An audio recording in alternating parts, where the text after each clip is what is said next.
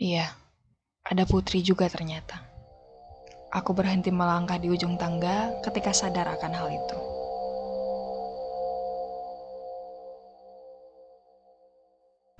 Halo semuanya, balik lagi di channel Cerita Si Kucing. Ini adalah bagian ketiga dari cerita Villa Tua di Lembang. Keesokan harinya, kami bangun agak siang karena semalaman kurang tidur membahas beberapa peristiwa yang aku alami. Jam 10, kami baru berkumpul semua di ruang tengah. Nasi goreng buatan Hani menjadi santapan pagi itu. Nanti gue sama Danang Jumatan di masjid depan itu ya, gak jauh-jauh kok. Nanti beres Jumatan, baru kita jalan muter-muter Lembang. Begitu kata Dimas bilang di tengah kami bersantap. Saat jam 12 siang, Danang dan Dimas menuju masjid depan untuk sholat Jumat. Aku bersama Hani dan Putri menunggu di villa sambil bersiap untuk keluar nanti. Sambil menunggu Dimas dan Danang Jumatan, aku mencari udara segar dengan berkeliling sekitar villa. Sementara Hani dan Putri, mereka mandi dan bersiap-siap. Siang itu cuacanya sangat cerah. Langit biru nyaris tanpa awan. Tapi tetap saja udaranya sejuk. Aku terus berjalan melihat-lihat sekitar. Sampai akhirnya, lagi-lagi aku mendengar suara. Suara yang persis sama dengan yang aku dengar ketika aku baru saja tiba kemarin. Krit, krit, krit. Sumbernya pun sama. Karena penasaran, aku langsung melangkah menuju ke pintu gudang. Semakin dekat jarakku melangkah, semakin jelas suara keritan itu terdengar. Aku agak ragu ketika akhirnya aku sampai di depan, antara takut dan penasaran. Tapi akhirnya rasa penasaran mengalahkan segalanya.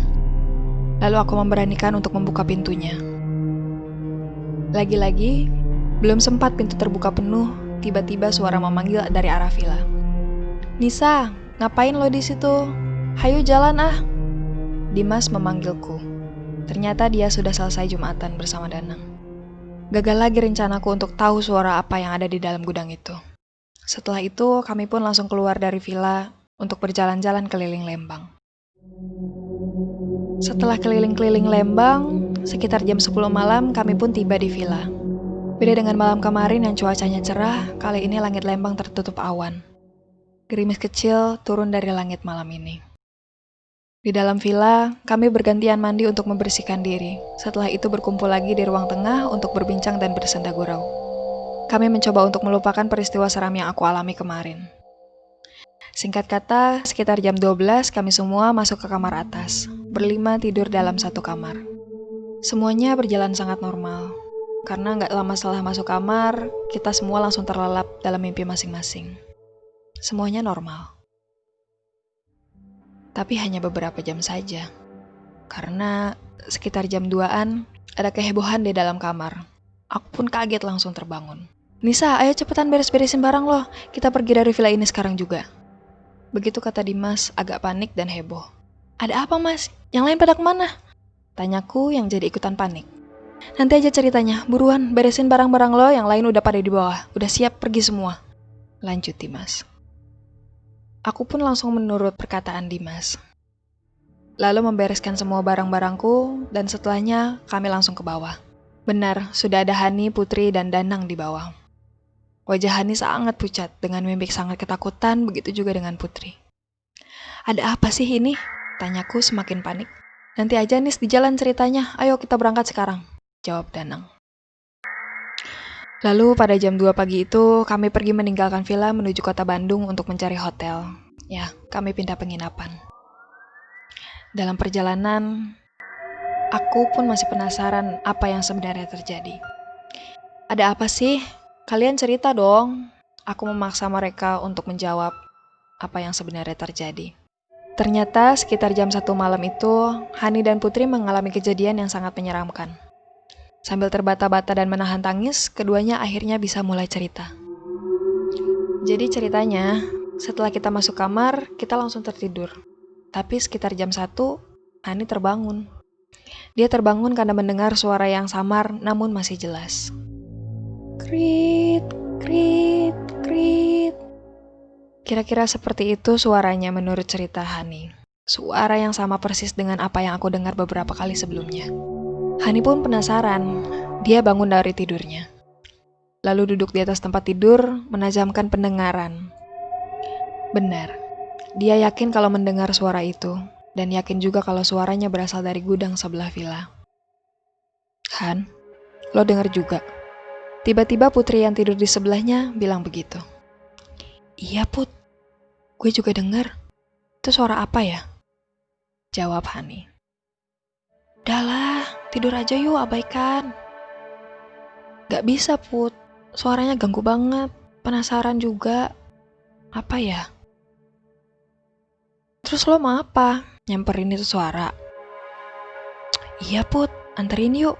Penasaran gue. Gue takut ah. Ayolah Put, takut ada apa-apa. Akhirnya, entah apa yang ada di pikiran Putri, dia pun menuruti permintaan Hani. Kemudian mereka turun, lalu keluar dari villa menuju asal suara, yaitu gudang di sebelah villa. Hanya berbekalkan cahaya lampu senter dari ponsel, perlahan mereka menembus gelap, berjalan di atas rumput basah sisa hujan semalam.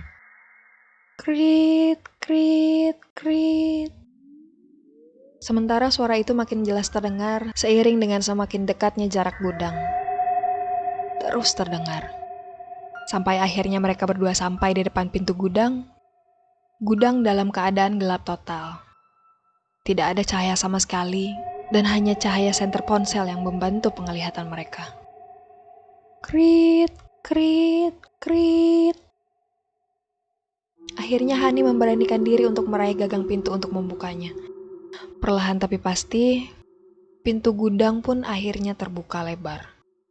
Isi gudang masih sangat gelap, sama sekali tidak terlihat apa-apa. Karena Hani dan Putri belum menyorot cahaya ponselnya ke dalam. Tapi suara keritan itu makin jelas terdengar. Sampai akhirnya mereka pun mengarahkan cahaya senter ponsel mereka ke dalam gudang. Baru saat itulah mereka bisa melihat semuanya dan tahu dari mana sumber suara misterius tersebut. Persis di tengah gudang, ada perempuan yang menggantung dengan tali di lehernya. Tubuhnya berayun ke depan, ke belakang. Ya, ada perempuan berposisi gantung diri. Suara keritan itu ternyata berasal dari gesekan tali tambang yang terikat pada palang kayu di atap gudang. Tali tambang di ujung satunya lagi melilit di leher perempuan itu.